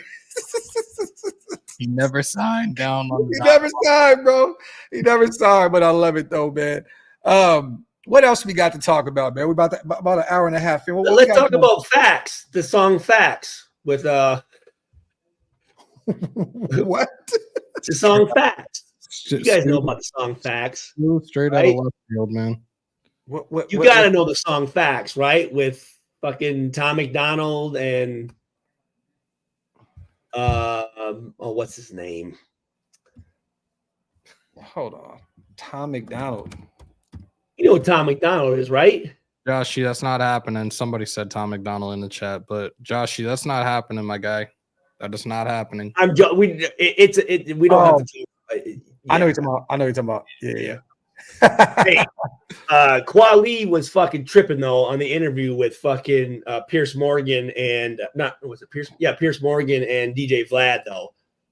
That dude needs to let some shit go, bro. Oh yeah, Kweli be out here tweaking though. He be out here, and that's one of my favorite artists growing up. Damn. Anyways, Ben Shapiro. Yeah. What about the biggest movers after the Underwear Olympics? Now, Hug, what do you mean? And for those who have no idea, me and Stu will be out there. I don't know if my brothers are going to come out there and join us, but we will be out there for the Combine in Indianapolis at Lucas Oil. But someone grabbed a good point, and I will do that. Someone asked Stu, call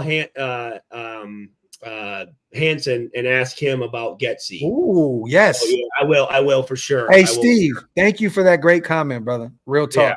Yeah, I will. Actually, I'm gonna make a note of that. But John, what do you mean in terms of the biggest movers? Do you mean whose stock is gonna rise after the Underwear Olympics? I'm assuming you mean that, right?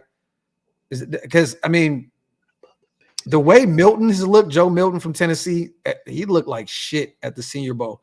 But his arm strength, the measurables, I can see him kind of climbing up a few rounds. Did the main guys perform at the Senior Bowl? Michael Penix decided on not. Oh, you know what, Hug? One player that is going to rise up boards is Spencer Rattler. He's going to be a guy that's going to rise up boards. Promise you, man. I know a lot of people. Spencer Rattler, a guy that. Oh, the quarterback. Yes, yeah. A lot of guys that people are down on at this point. You know what I mean? Then he transferred and so on and so forth, kind of had a low-key resurgence. A guy that, a lot of people did call Patrick Mahomes light for a while. You know what I'm saying? Like he has everything it takes to get it done at the quarterback position. It's just I think he needs to be in the right situation. But he's definitely rising up draft boards. And Angelo, Michael Pratt as well, the quarterback out of Tulane, another guy that I'm hearing a lot of good things about. So maybe him potentially. But we just talked about the kid from Georgia as well, the wide receiver they had going in the first round. What the hell is his name? I forget. It's a crazy McConkey or some shit. I forgot how to say his last name. But the receiver from Georgia, he's rising up draft boards as well. I mean, I just seen that kid going in the first round. I never expected him to go that early. But it's gonna be interesting to watch some of these guys, man. The Toledo kid too, Federal, but I don't think he's gonna rise. He's already a first round guy. Lad McConkey, Angelo. There you have it. I'm just hoping. Do guys perform at the? I mean, for a while there, like most of the dudes didn't do shit at the combine, right? They would just go back home and do their stuff. But I feel like now they're kind of bringing it back to where guys are performing at the combine, right? If I watched last year, I felt there's a decent amount that do go through everything, and then you have some of these guys that know that they're like top ranked by their position. They're not going to do it because they have nothing to do but hurt their status. Yeah, they'll do their pro days and that's it. Like I actually just mapped it, and it looks like It's like an 11-hour drive to Indy. Yeah. I'm gonna do it. Let's go, dude. What the fuck? It might be plenty of interesting. room. Hey, Max. Dude, the combine, dude, I'm telling you, when you get, you guys are gonna have a whole different perspective when you're in that arena, and it's literally, I mean, when them dudes are like running that 40, all eyes are on you, man. I think everybody should have to, unless they have a doctor's note, should have to perform under those conditions. Because again, you don't do the physical activities until the last day. Right. So you're I mean, you're worn the fuck out, man. I mean, it's testing and prodding and pulling and fucking, doing all the stuff and interviews, and you don't get a chance to show what you can do physically until the last day. And I think under those circumstances, under that pressure, and you're able to perform, I think that shows the type of character of a guy that you want. When you go back to your own university with your own strength coach and things are calmed down, that's easy to perform well there. You know what I'm saying? Like you need to do it when the lights are on you and everyone's just sitting like this. Yeah. Yeah. Like you guys, it's a unique experience, and I'm excited because I love that track shit and running and vertical jump, and like, dude, it's a lot of, and here's the best part: we get to sit up there and have cocktails and sit there and laugh and joke, and we don't have no stress on us.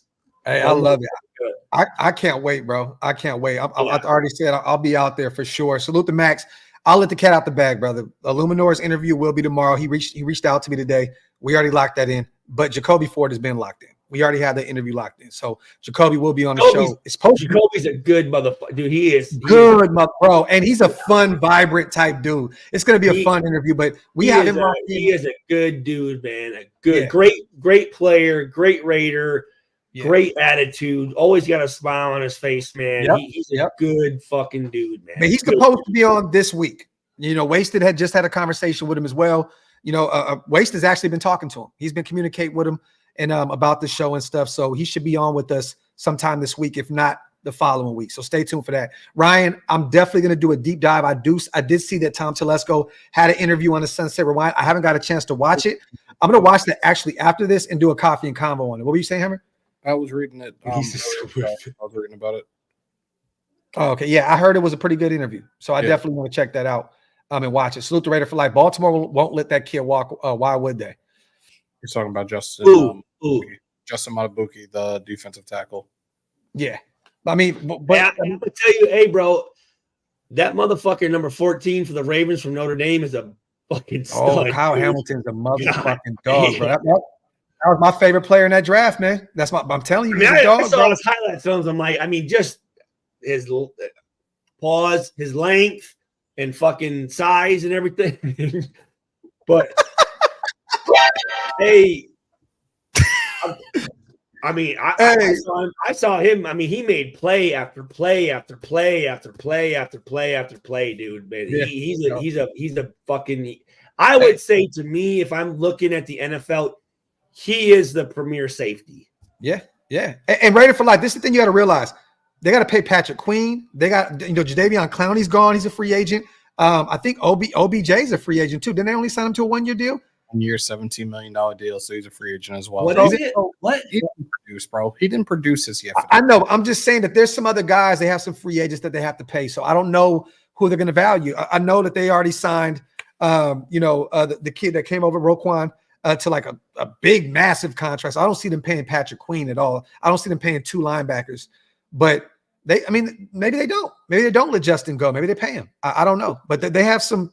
It's going to be interesting out there. The names you just said, Clowney and Raekwon, is it Raekwon Bolden, number 0, right? Roquan Smith. Roquan Smith. Sorry, Roquan Smith. The 2 plays that I saw those guys had were fucking. There's no excuse for it. In that playoff game. Which one are you talking about? The one with number 0, that fucking where he just went and just blew up the fucking offensive line. No, he did that on purpose, Stu, because he had to stop the clock. That was a smart play by him. So a lot of people try to beat him up, but he had to stop the clock. So that was the reason why he was told to do that. Yes. So no. It was actually smart of him to think about it. No one told him to do it. He just realized, oh shit, the clock's gonna run out. I gotta get. So he gave up a 15-yard. Didn't they give him the first down? It did, but it stopped the clock. It stopped the clock. So like I forgot what play it was specific. What play? I don't know. I don't know what play happened previously. The play before that, but they gave up a 5-yard, 12 men on the field, right? And then something happened where the clock was running and he had to do some shit. But they had to. It was something. You had to reset the downs, Rick. And Javion Clowney had a, if I'm not mistaken, and forgive me, I think I wrote, but I remember a late hit, if I'm not mistaken. Didn't he have a late hit? I don't remember that in that game. No, I don't remember that. Anyways, no. I have it in my head, and forgive me, I should have wrote. And that was a game. I called that game. I don't remember Clowney getting hit for that. I don't remember. Let me see. Clowney. No, I wrote it down. Clowney 24, stupid. Oh, you know what? I take that back. That was the Ravens Chiefs game. Yeah, I didn't watch that. Yeah. Yo, that's funny. And I said, yeah, Roquan Smith, man of the fucking year. I said fourth quarter, fucking doing that shit. I'm like, I don't know, man, but yo, that shit is hilarious, bro. Yeah, I think they hit him with a 15-yard penalty on that. Unnecessary roughness on that. Yeah. I remember that. Yeah. S-Dot, I like Blake Foster. You know, I'm a Notre Dame guy. I think Blake Foster be gone in like the potential. I think with the S-Dot 187. 187. But no, I like Blake. With the 300 or whatever. Those I don't know what those guys were, but there were some bad motherfuckers in 300. Salute to Derek, man. Jakobi Ford and Denarius Moore days were fucking lit. Love the show, guys. Raiders need to sign Chris Jones as soon as free agency begins. I appreciate you, Derek. And we talked about this. You know, he's looking at the headquarters now. He's looking at the locker rooms. He's getting a very good first glimpse of what it would look like being a Raider day by day. So, or on a day by day basis. So I would love to hire Chris Jones. I just don't know. It's going to be interesting to see how he feels about how the Chiefs. Who? Chris Jones, the defensive tackle. Jones, who? Chris Jones. No, but they kind of played him, right? They didn't want to pay him, and then they gave him some money and brought him back for a 1-year deal. I don't know if he's still feeling some type of way because of that. He may say, hey, man, let's win this Super Bowl. I'm going to leave you motherfuckers right after this. I'm telling you now with him, and I'm thinking about it now because he's 30 years old, 4-year, $120 million contract for him. Shit. Watch. You think so? That kind of money? His market value, his average annual is between 28 and $30 million. I thought it was 25. I mean, either way, I think he's gonna get 30 a year, but I thought it was 25. I have a feeling that contract is gonna be like a 4-year 120, maybe a 4-year 105 to maybe 110. So he's still playing at a high level at 30. Do you think he can do that for another 4 years? I think so. Then fuck it, pay him. Angelo, Hey, pay him. I don't give a shit. Look, you can free up $25 million by getting rid of Hunter Renfrow and Jimmy G. That alone can bring in damn near Chris Jones. Like literally. I'd much rather have a younger stud in Justin Matabuki and put him on a 4-year $80 million deal. Shut up. Buki. Pause. No, but you're right. Young kid, probably pay him almost half of what you got to pay Chris Jones. I'll give him a 4-year, like $80 to $85 million deal. Look, what do you have? What do we say again? What, 13 sacks last season? 12.5. And he had 5.5 the year before. Like, that's insane. That's a huge. From the interior of the defensive line. Yep. That's big. Salute to everybody here in the building. He says, Justin, like your life depended on it. I hear you, bro. I hear you. I agree. I'm not against that. But either way, if Chris Jones is the guy, if that's the wave, then go get him. But I'm not against bringing in a guy like Justin. Let me see. The Ravens are letting Queen walk. They drafted Trent Simpson last year to be Queen's replacement. Yes, we didn't talk about that. We forgot about them drafting the young pup out of Clemson. Let me see. He might consider joining us if Kansas is BSing. Hey, Courtney, you never know. You never know, brother. Salute to everybody here in the building. Stu's notes, Jim Plunkett equals Bush. Real ones know. Real ones know R. Real ones know. That's real life, bro. That's real life. Real life. 3-year, $90 million deal. JP, are you talking about Chris Jones? That's $30 million a year for 3 years. That sounds about right? Yeah. Yeah. Unless somebody says we'll give you that fourth. I don't know. But look, for Chris Jones, I'm paying that. Look, he's just one of them ones, dude. Let me see. Snead might win one more and bounce with C. Jones. I mean, they're not going to be able to pay everybody. They're not going to be able to pay everybody. Or the money that Patrick Mahomes gets unless he restructures his contract. Yeah. South Seas Raider, man. Would you guys trade for Derek Brown? 2 second rounders. I like Derek Brown. Salute to him. I met him out there in Atlanta. My son actually went to his camp. Good dude, man. Went to his former high school. Plays for the Carolina Panthers. A very sneaky under the radar D tackle. And by under the radar, he's still a great professional. Everybody, people know who Derek Brown is, but I just feel like he doesn't get as much respect because of him playing in Carolina. You know what I'm saying? Yeah, he plays for a shit fucking team. So yeah, he's not going to get any looks. But I don't know about 2 seconds, Derek Brown. You know what I'm saying? For Derek Brown, like I definitely give up one. And I don't think Derek Brown's a free agent, Angelo. I don't think he is. I think he's under contract. Let me see. I'm looking right now. List. Let me see what the contract. I don't think he's contract. Hold on. I'm looking right now. Wiped and feet, y'all.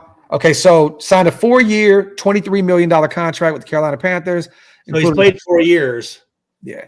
So let me see. So he'll be a free agent next year. He has one more year left on his deal with a base salary of 11.6, a cap hit of 11.6, dead cap 11.6. So there you have it. So he's an unrestricted free agent in 2025. He has one more year left on his deal. The motherfucker's durable, dude. He's played a lot of fucking football in 4 years. Yeah, and you wouldn't have to give up 2 seconds because the guy only has 1 year left on his deal. So I would assume if he told Carolina, I don't want to be back, maybe you give it 1 second and go get him. But I would definitely do that. I like Derek Brown. Yes. 6'5", 320. Yeah, he's a dog. Bro, if you see him in person, bro, motherfucker's a brick house too. God damn. Yeah, it's fucking crazy. Brandon, I mean, let's say this. It's not going to be hard to have a better year than what he had last year. You know what I'm saying? Like, he didn't really have a great year by any stretch. He started getting better as the year went by. But a breakout year to me is like the third year. I mean, like, he may have a better year next year. He may get 6 sacks, right? Wilson? Is it Wilson? Yeah. But I think he's playing good now, Ball. I don't think he's playing great. But I think that he's going to have a breakout year. And the only reason I'm saying this is because for a lot of young guys, defensive tackle or edge, they always seem to learn a second move going into their sophomore year. You're right. You're right. He's going to have the full OTA training camp preseason time this time around. And with Max there with him, this kid's going to fucking learn a new move, a second move that he's going to have a breakout year. And now that the defense isn't handcuffed the way it was half of the season last year, this kid's going to get a lot more reps. He's going to be a disruptor on that line. And Hammer, we're not talking about more than likely. He's going to have an upgrade next to him. It's probably not going to be an Adam Butler or a John Jenkins or a Tillery or a Bilal Nichols. It's going to be a guy that probably we pay big bucks for in free agency or another rookie that's a high-profile guy. So, but let me ask you, what does that look like in terms of a breakout year for you, Hammer, with Tyree? Tyree, he's got to have close to or just slightly under double-digit sacks. And he just has to he's got to get like a really high amount of tackles for losses as well. Okay. Hey, Brad, underneath Brandon Count, can you just throw up Matt Arnold's comment? Is under Brandon Collins, the one you just had? Oh, the shit. guy named Matt Arnold. So put Brandon. Oh, wait, hold on. What? What's the name I'm looking for? It's right under Brandon Collins. But here, let me address. But yeah, if you can, Matt Arnold, real quick. Question for Stu: who is a QB you wish you picked off when you played, and what QB? Oh yeah, I was actually bringing that up. Yeah, you got to put that on there real quick because Hammer's gonna love it. I think you can pick off in today's game. I'm gonna say the quarterback that I fucking would love to play against is Josh Allen. I think I've made I've made my feelings known on that motherfucker. A guy that throws plenty of interceptions. Why not grab a couple yourself? Well, again, his whole milk check, and him on busting with the boys with Will Compton and Taylor Lewan or whatever the fuck his name is. I don't give a fuck about that fucking washed up offensive lineman with all his whack ass tattoos and shit. Just drop the funk flex bomb on that. But not gonna get them on. I'd like to play against Josh Allen. I'd like to play against. I'd like to. I wouldn't like to pick him off. I'd like him to run around like he does and shit, and just go and just break his fucking face, pretty much. Golly, bro! Yeah. Hey, I love the energy, man. I love it. Say fuck taking them off. And here's the thing: I like to get a little, get the fucking juices flowing a little bit. So I appreciate Classic Man Q the question, because now I feel like I'm get the blood flowing a little bit. Put the shoulder pads and your helmet on, bro. They're right over there, right there. Stupac's back.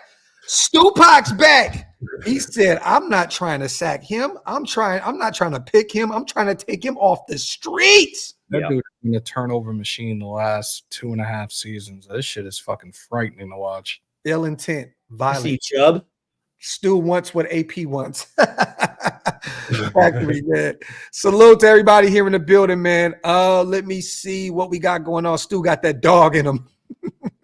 Well, I mean, it's there, but it's he's locked up. It's Stu. Fucking. Thanks, Al. Appreciate Time for beef, Stu. Hey, yo.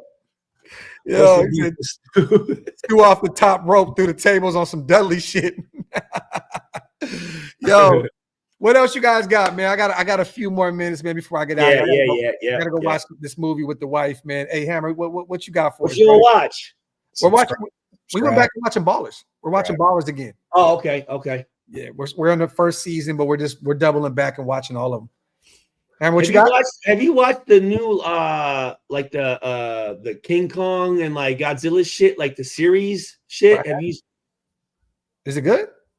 I think it's supposed to be dope as shit. I haven't had a chance to watch it yet. And then I think they also have the new movie coming out soon, right? I don't know. I didn't even know. Oh, I definitely gotta check that shit out. It looks dope. It looks dope as fuck. Salute to Ray. Off topic, but Hammer and Graph, what are your thoughts on Cody getting burned? I think it's a work, Ray. I don't think it's real. I think the way that the wrestling everybody in the wrestling world is responding right now, I guarantee you it's a work. It will be Roman and it will be Cody for the championship at WrestleMania. There's no way in hell they have The Rock go in there and take Cody's spot. It's not going to happen. Stupid Filipino vibes. hey, Phil. Hey, he still got it. Hey, he trust me in the alumni suite. Oh, bro. Hey, Stu, did you see us have Phil on for that was Broncos game? Yeah, last year we had him on for the game stream when we were doing the game. Bro, Phil was fucking bombed. Yo, he had his arm around Hammer. He was just, I was like, oh, I fucking love Phil, bro. Like, I love him. Stay tuned. Let me fucking tell you about that.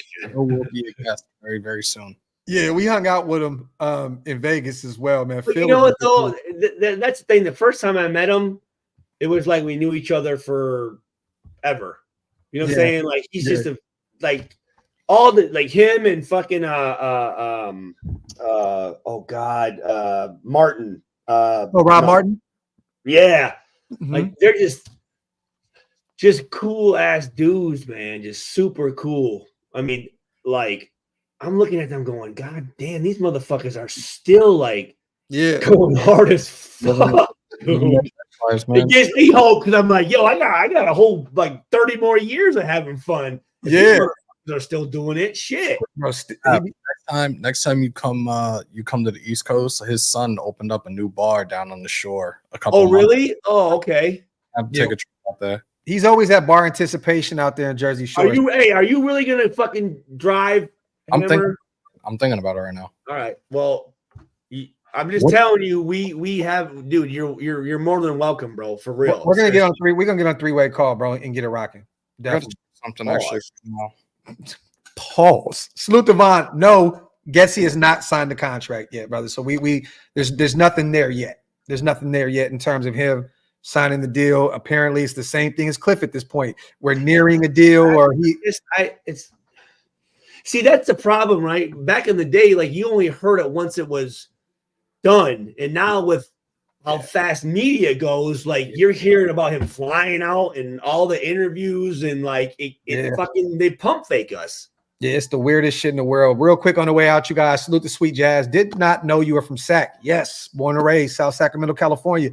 I'm over in Fairfield. Salute to the 707, Vacaville, Fairfield, Davis, all the little spots out there. Are you still bugging about Getsy? Remember, he kicked our rear, and we had 6-time Super Bowl OC. I'm going to let things play out before making judgments. Salute to you, Sweet Jazz. Look, initially, I'm over the initial shock, Jazz. That's what we're doing, though, right? I mean, we're gonna let the shit play out. At this point, just let it play out. You know what I mean? Like I'm not excited about the hire. No predictions, no preconceived notions, no. Fucking... Realistically, I don't have any expectations at this point. I don't know what we're getting. I really don't know what we're getting. So I have no clue. But salute to Sweet Jazz. I'm not going to bug about it though. Not like I'm over the initial shock. I just hope this guy gets this offense going because we have a lot of talent on the offensive side of the football, and there's no excuse to not put up at least 24, 25 points a game at all. Salute to Phil. What's good, fellas? After watching some of Luke G's play designs, I think AOC can make some throws that Phil's missed last season. What do you think? I said this in the show earlier. I know Stu be happy about this. I said Aiden fits in his system more than Justin Fields, a guy that can get rid of the football, make all the throws quick. You know, like I think Aiden can thrive in his system. I don't think that he's going to be the starter, but I do think that he can battle for it. And if he comes in, it has to come in to be that guy to play. Hey, I'm gonna say this: if AOC is the second string dude, I am fucking feeling pretty fucking good. Yeah, and look, so I'm gonna tell you this: in this system, it's a win-win, bro. To be honest with you, it's a win-win. Don't get hurt. Because you don't want to give Aiden a chance. Because I'll tell you right now, the motherfucker's on your heels, bro. Yeah, you may not get your job back. Real talk. Salute, man, to everybody here in the building, man. Salute to H with that content. My guy, man. We appreciate you guys as always. Real talk. Salute to JP. My apologies, bro. I'm gonna get out of here, man. Go watch some shit with the wife. Stu, I'm gonna call you about the combine in the morning, brother. So yeah. All right. Salute to my brother Hammer, man. Once again, thank you guys for tuning into the Graph and Hammer or the Hammer and Graph show, however you want to put it. We appreciate you guys on the way out. Wipe them feet, hit them thumbs up, break them thumbs, hit that subscribe button, and also subscribe to our brother Stuart Schweiger on YouTube as well. We love you guys. We appreciate you guys. Wait, are we doing the? Wait. Doing what? What the fuck was that? The Raiders, right? I thought we end on Raiders, right? Is that are you fucking doing like the Wu-Tang? Wu-Tang, motherfucker. He's keeping it real goes wrong. Salute to everybody, man. We out, y'all. What?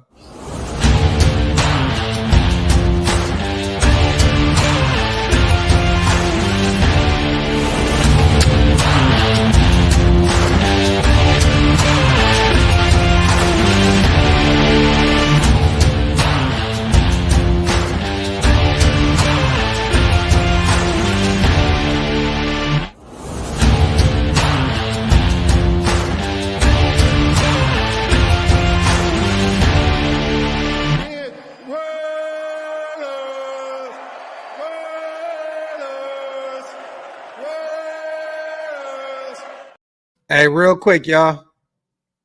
That shit ain't